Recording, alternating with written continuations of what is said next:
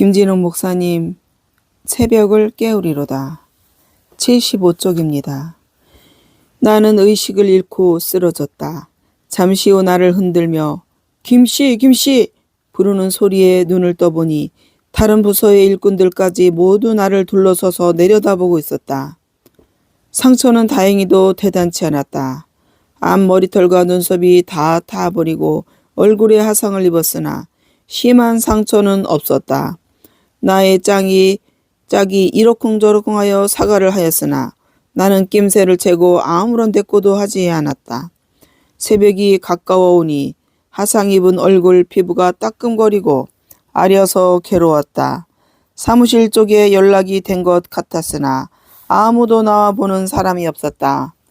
나는 집에 와서 며칠을 들어앉아 얼굴을 사다 바르고 타버린 눈썹과 머리털이 자라기를 기다렸다. 며칠 후 회사에서 그동안 일한 날짜에 따른 임금과 해고 통지서가 우편으로 도착했다. 해고 이유는 무단 장기 결근이었다.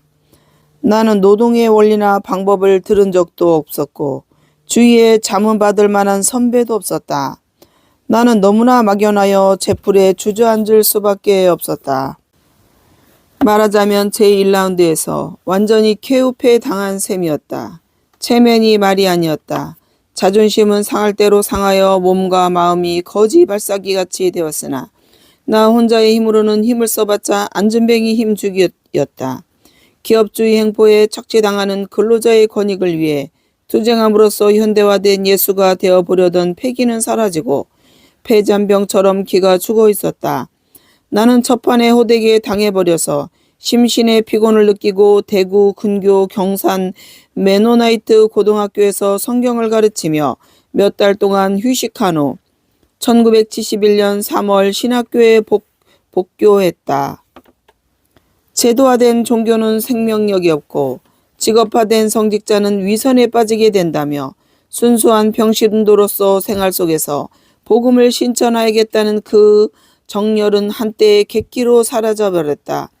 나는 나 자신의 자존감을 달래기 위해 합당한 변명을 찾아야 했다. 아무래도 일을 하려면 제도나 조직을 떠나서는 안 되겠다. 현대와 같은 조직화된 사회 속에서 제도와 조직을 기피할 것이 아니라 이용해야 한다. 교회라는 조직의 생명력을 잃는다면 그 속에 생명력을 불어넣으면 될 것이 아닌가. 조직이란 성령이 역사할 수 있는 그릇이다라고 생각하며 신학교로 다시 돌아온 것이다. 신학교에 복교하면서 나는 다소 철이 들고 안정이 되어 열심히 공부하게 되었다. 말로만 듣던 칼빈의 책도 읽고 기도생활, 성경연구 등의 영적 훈련을 쌓으려 했었다. 그런데 내가 신학교 생활에서 큰 곤욕을 느낀 것은 성령의 은사 문제, 특히 방언 때문이었다. 동급생 중에 상당수가 성령의 체험과 은사를 가지고 있었다. 방언, 방언통역, 방언쓰기, 진동, 영분별, 병자, 안수 등의 은사를 받은 동급생들이 그런 은사를 받지 못한 우리들에 대하여 약간 열등 신앙인시하는 태도를 보일 때는 어리둥절하였다. 처음에는 방언으로 기도하는 친구들에게 왜 세종대왕 이래로 발달하여 온 한글을 두고 그렇게 랄랄랄 하는 이상한 말을 해야 하느냐고 묻기도 했다. 그러나 대전대학 출신의 이 전도사가 병자를 기도로 즉석 치료하는 것을 보고 나는 기가 팍 꺾였다. 열이 불덩이같이 달아오르며 숨도 제대로 쉬지 못하는 어린이를 이 전도사가 머리에 손을 얹고 주여 믿습니다 하고서는 한참 기도하니 아기가 앙 울음을 터뜨리고 금세 열이 내리는 것을 곁에서 보았던 것이다. 그날 저녁에 나는 이 전도사에게 물었다. 나도 그 방언을 배우려면 어떻게 하면 되느냐. 방언의 요령을 가르쳐 달라고 통사정했다. 이 전도사는 아주 기뻐하면서 야, 김영이 이제 고꾸라지겠구먼. 매달려야지요. 매달려 구하면 주십니다. 고 대답했다. 나는 그냥 막연하게 매달리면 된다고 하지 말고 구체적으로 설명을 해보소 하고 재촉하였더니 김용 그러지 말고 소나무 하나 뽑으시오 라고 정색을 하며 말했다. 나는 소나무를 뽑는 것인가 무슨 말인가 해서 되물었다. 소나무는 왜 뽑소? 소나무 뽑는 거하고 방언하는 거하고 무슨 관계가 있어? 김영, 하나님께 간절히 매달리면 주신다는 말입니다. 소나무 뽑는다는 말은 산기도 가서 소나무 잡고 그 소나무가 뽑힐 만큼 전심전력으로 기도드리면 된다는 말이에요. 김영이 그렇게만 하면 성령 충만, 은사 충만 다 역사가 있을 거예요. 나는 그 말을 듣고 그대로 한번 해보기로 마음먹었다. 5월 5일 어린이날 휴업을 이용하여 새 검정에 있는 삼각산 특별 기도원으로 갔다. 기도원 뒷산에 올라가 알맞은 자리를 물색했다. 판판한 바위 곁에 나지막한 소나무 한 그루가 있었다. 두 손으로 소나무의 밑둥을 잡아보니 만만했다. 나는 꿇어앉아 기도했다. 하나님, 남들이 하는 방언을 나도 하고 싶습니다. 오늘 나에게 방언을 허락하시기 바랍니다. 허락하시기 전에는 이 자리에서 일어나지 않겠습니다. 나는 양손으로 소나무 밑둥을 움켜잡고 열렬하게 주시옵소서를 계속했다. 오전에 시작한 기도가 저녁 때 되어도 아무런 변화가 없었다. 나는 다시 분발하여 방언 주시고 성령 충만하게 해달라고 기도했다. 그래도 아무런 낌새가 없었다.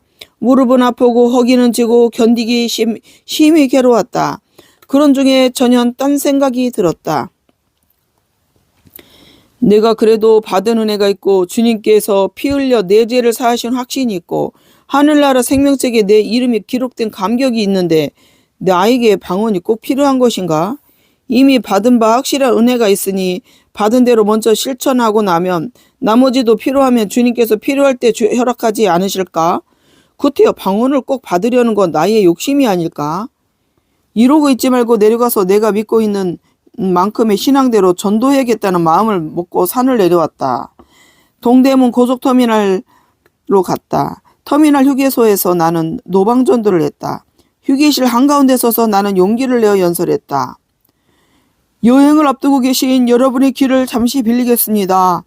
나는 예수 그리스도의 제자로서 내가 믿고 있는 신앙을 여러분에게도 전하고자 합니다. 여러분, 예수님께서 말씀하셨습니다. 내가 곧 길이요 진리요 생명이다. 나를 믿는 자는 죽어도 살고 영원히 살리라고 하셨습니다. 여러분, 고속도로는 사망의 길이요 예수 그리스도는 생명의 길입니다. 예수를 여러분의 주인으로 모심으로 생명을 누리십시오. 그랬더니 경비원이 나와서 나의 멱살을 움켜잡고 바싹 조이며 나를 치려고 했다.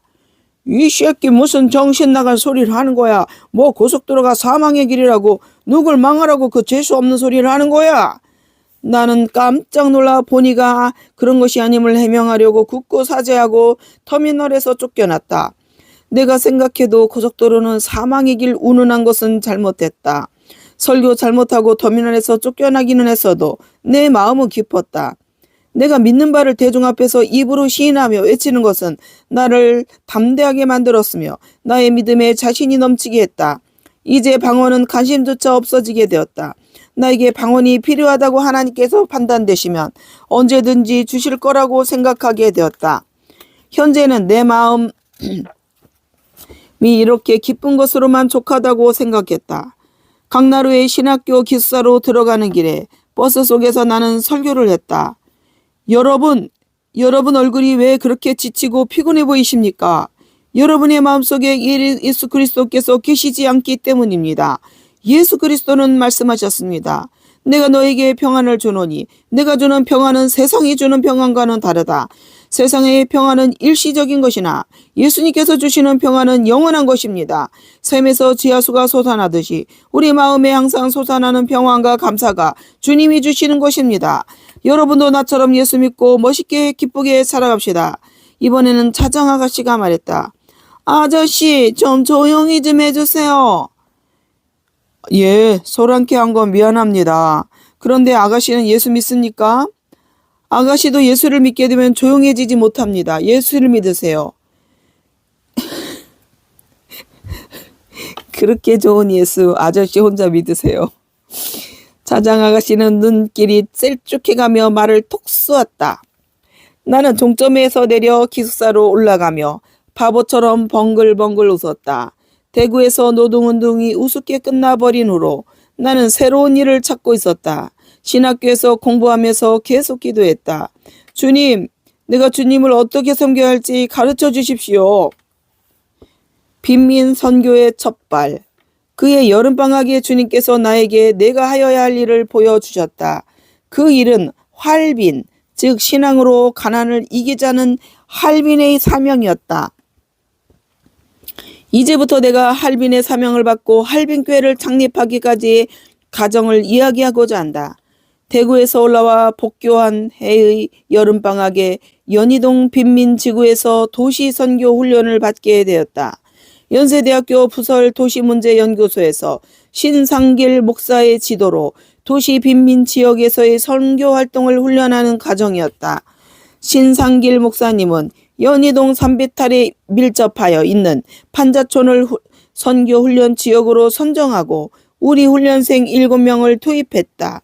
그 판자촌에는 주로 농촌에서 인홍한 200여 세대가 가파른 산비탈에 판잣집을 짓고 살고 있었다. 그런데 우리가 들어간 직후 폭우가 쏟아지더니 마을에 산사태가 났다. 판잣집 5동이 산사태로 인해 몇 사람의 사상자가 났다. 사망자 중에 초등학교 3학년 아이가 있었다. 산이 무너질 때 아이의 부모는 심한 부상을 입어 병원에 입원했고 죽은 아이는 방치되어 있었다. 아이의 시체는 여름 태양볕 아래 가만히 한 장에 덮여진 채로 있었다. 아이의 시체에는 파리떼가 모여들고 있었고 아이의 시체 곁에는 100점이 표시된 상수공책이 펼쳐져 있었다. 시체를 빨리 치워야겠는데 아이의 부모님은 아직 병원에 입원 중이었고 동사무소에는 바빠서 미처 손이 미치지 못하고 있었다. 신상길 목사는 우리 훈련생들에게 그 아이의 장례식 집행을 과제로 맡겼다. 장례식을 치르되 우리가 가진 돈으로 치르면 안 된다면서 우리가 가진 주머니 돈을 다 고도가 버렸다. 맨손으로 알아서 처리하라는 것이었다. 우리는 아이가 살던 집의 이웃집을 방문하여 알아본 결과 죽은 아이의 가정은 산 아래 부자 마을에 있는 교회에 다니고 있었음을 알게 되었다. 우리는 교회로 찾아왔다. 목사님을 찾아뵙고 저 위 산비탈 판자촌에 산사태가 나서 몇 사람이 죽고 다쳤는데 그 중에 목사님 교회에 다니는 교인 가정이 있다. 부모는 다쳐서 병원에 입원했고 아들은 죽어 그 시체가 방치되어 있다. 교회에서 아이의 장례 좀 협조하여 달라고 부탁했다. 우리는 목사님께서 개의 협조해 줄 것으로 생각했고 필요한 장례 비용을 우리에게 주면 우리가 장례를 맡아 치를 계획이었다. 그런데 의외로 목사님께서 난처한 표정을 지으며 이번 주일 당회를 열어 의논하겠습니다 라고 대답했다. 우리는 아연질색했다. 지금 목요일인데 이번 주 당회를 열어 의논하겠다니 무슨 엉뚱한 말인가. 우리는 목사님에게 시체가 이미 부패되어 가고 있고 그렇게 오래도록 둘 수 없다고 말했다. 목사님께서는 그 가정을 잘 모르시는지 모르겠으나 그 마을에서는 그 가정이 이 교회의 교인이라 해서 우리가 이리로 찾아온 것이라 선처해달라고 거듭 부탁했다. 목사님은 무표정하게 이 문제는 장례비 일체를 우리 교회에서 부담해야 할 것 같은데 이 문제는 나 개인적으로 결정할 수 없고 아무래도 당회의 공식적인 의견을 거쳐야겠습니다라고 대답했다. 나는 우라통이 치밀어 올라왔으나 꼭 참고 목사님 물론 교회 사정도 있으시겠습니다만 사정이 급하니 장례비를 선지출하시고 후에 당회에서 의논하시면 어떻겠습니까? 하고 공손히 말했다. 목사님은 나를 힐끗 보더니 난 이제 들어가 보겠습니다. 여러분을 못 도와드려 안 되겠습니다 하고 들어가서 버렸다. 욕설이 목구멍까지 올라왔으나 동기 훈련생 앞에서 신학생이 목사 욕하는 꼴을 보여줄 수가 없어서 앞서서 교회당을 나왔다. 나는 아마 우리가 작업복 차림으로 찾아가 우리를 돈 뜯으러 다니는 사람으로 오해한 것 같다고 어색한 분위기로 얼버무렸다. 나는 도시 교회들이 무언가 크게 잘못되어 가고 있구나 생각했다. 뱃속이 도무지 편하지 않았다. 우리는 아이의 시체 곁으로 돌아와 다시 머리를 맞대고 회의를 가졌다. 자, 그러면 장례를 어떻게 치른다지? 하며 의논을 하였으나 예산이 들어야 되는 일인데 우리들은 모두 빈주머니인지라 엄두가 나지 않았다. 그런데 어떤 신사 한 분이 다가오더니 우리에게 말을 걸었다. 선생님들이 이 아이를 장례하시는 분들입니까? 예, 사정이 딱해서 우리들이 좀 도울까 하고 의논하고 있습니다. 아, 그러세요. 고마운 일입니다. 들으니 아이의 부모님은 둘 다 병원에 입원해 있다는데 우리도 장례를 좀 도울 수 있을까요? 나는 참 훌륭한 분이라 생각하고 주위의 안행대들에게 물었다. 저 어른이 누구입니까? 그 선생님은 호랭교 선생님입니다. 아주머니, 호랭교가 뭡니까? 거기 있지 않소. 아침마다 찬물 떠놓고 동쪽으로 전하면 남모랭개기 쉐끼 하면서 일본말로 경을 애우는 교 말이요. 경 애일 때마다 호랭개 새끼를 찾는다고 호랭이거라고 한답니다. 그 교를 믿으면 병 낫고 부자 된대요. 그제서야 일본 종교인 일련 정종 창가학회인 줄을 알아차렸다. 아마 저 신사가 창가학회의 포교사인 모양이다. 그래서 그가 장례를 돕겠다고 자진해서 나선 것이다. 나는 다른 동기생들과 포교사가 대화하고 있는 중간에 끼어들어 말했다.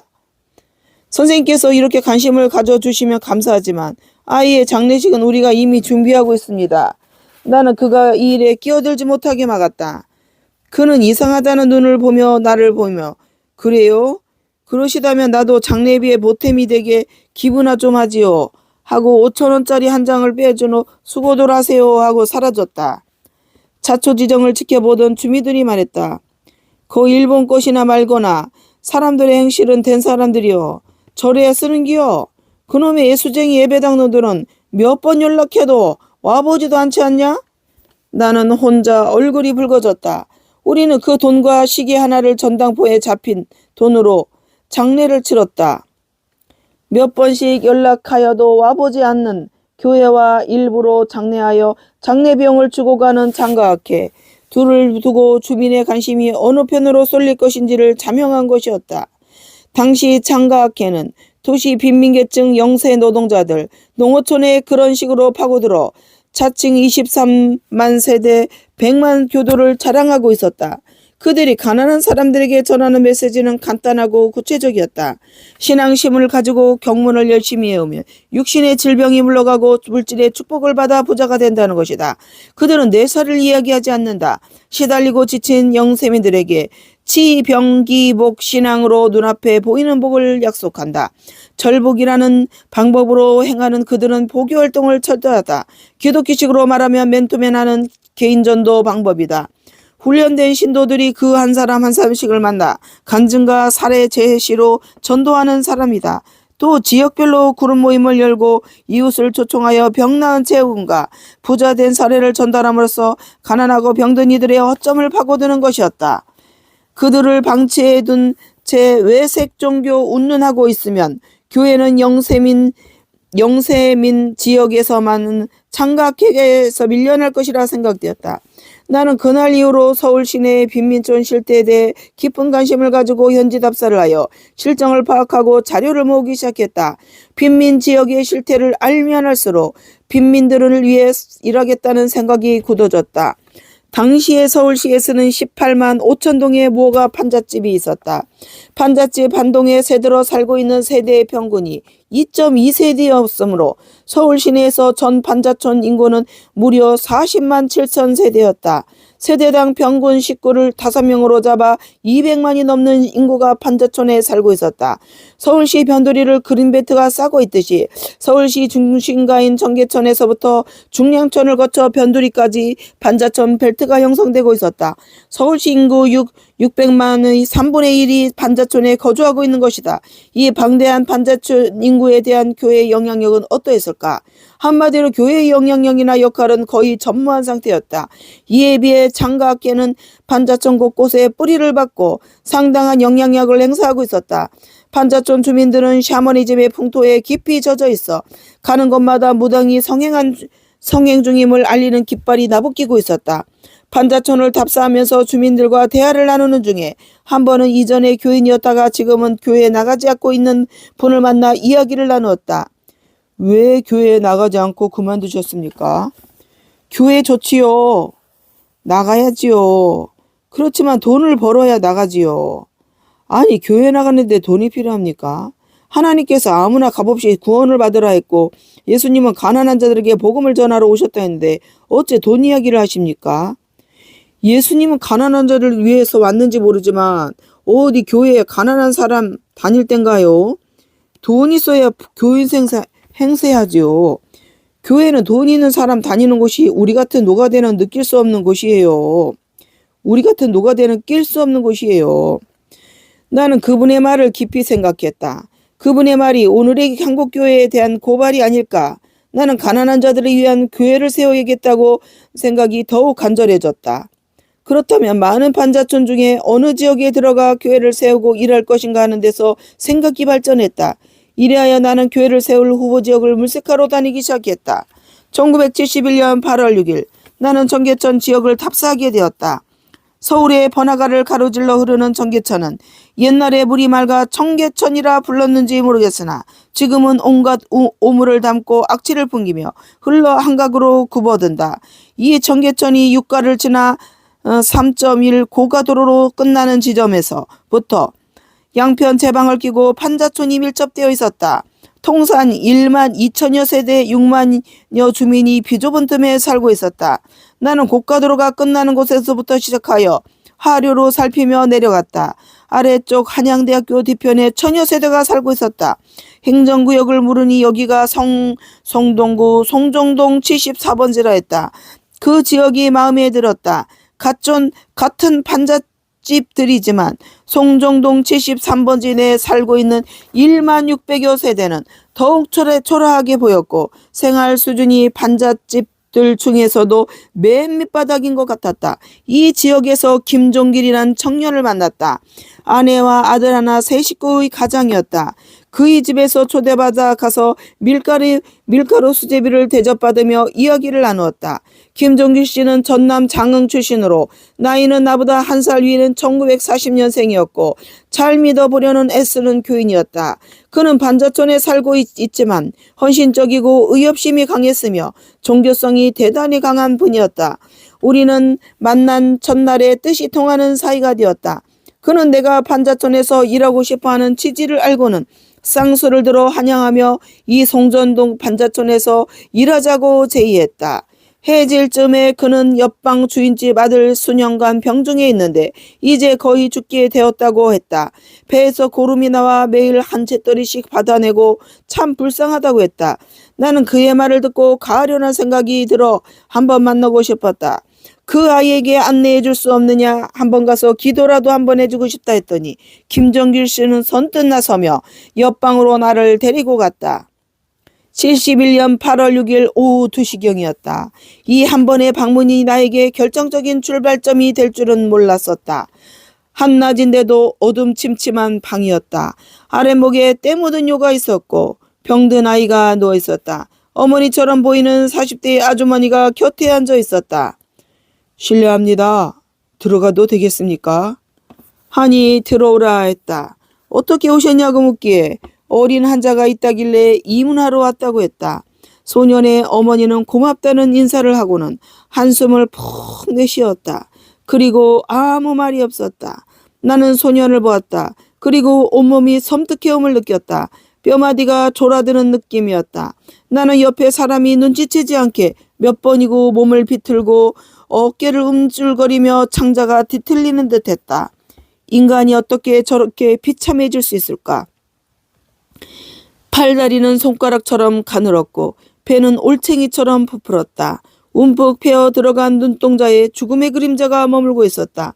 배꼽 둘레로 천을 찢은 붕대가 감겨 있었는데 배꼽에서 오른쪽으로 5cm 정도 위쪽에 구멍이 나 있었고 그 구멍에서 고름이 흐르고 있었다. 찐득한 고름 주위로 파리떼가 달라붙고 있었다. 소년의 어머니가 부채로 파리떼를 쫓고 있었다. 나를 쳐다보는 아이의 눈은 초점이 없는 뿌연 눈이었다.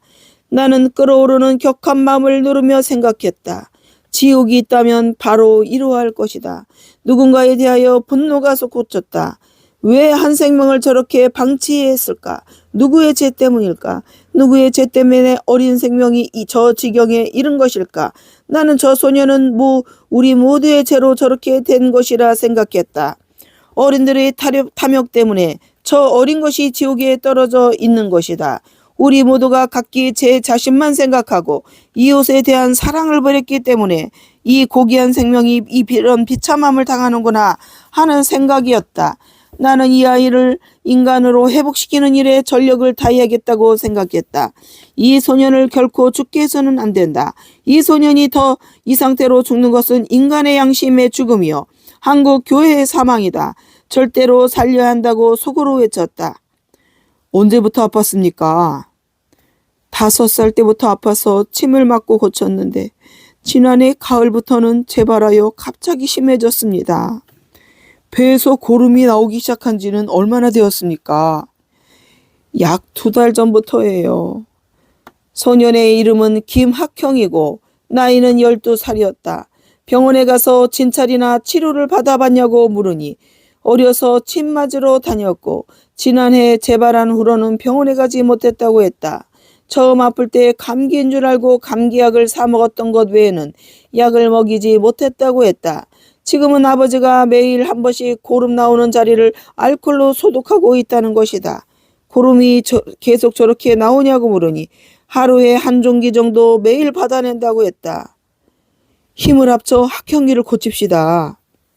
이제 늦은 것 같아요. 그래도 죽기 전에 진찰이라도 받아보고 무슨 병이 있는지 알고라도 죽는다면 죽은 후에라도 한이 없겠습니다. 나는 눈을 뜬 채 기도했다. 주님, 살아계신 주님, 상한 갈 때도 꺾지 않으시고 꺼져가는 촛불도 끄지 않으신다고 하신 주님, 이 아이를 죽게 버려두시겠습니까? 주님 심정도 내 심정과 같지 않겠습니까? 주님, 이 아이에게 너무하십니다. 어른들의 죄를 어른들에게 갚으셔야지 왜 티 없는 어린이에게 갚으십니까? 주님, 내게 저런 먼저 회개하오니 이 생명을 살려주소서. 그리고 그로 하여금 밝은 웃음을 되찾게 하시고 맑은 눈동자를 회복시켜 주소서. 인간의 죄와 고통과 약함을 구원하시기 위해 피 흘리시고 죽으시고 묻히시고 부활하신 예수님의 이름으로 받들어 기도합니다. 아멘.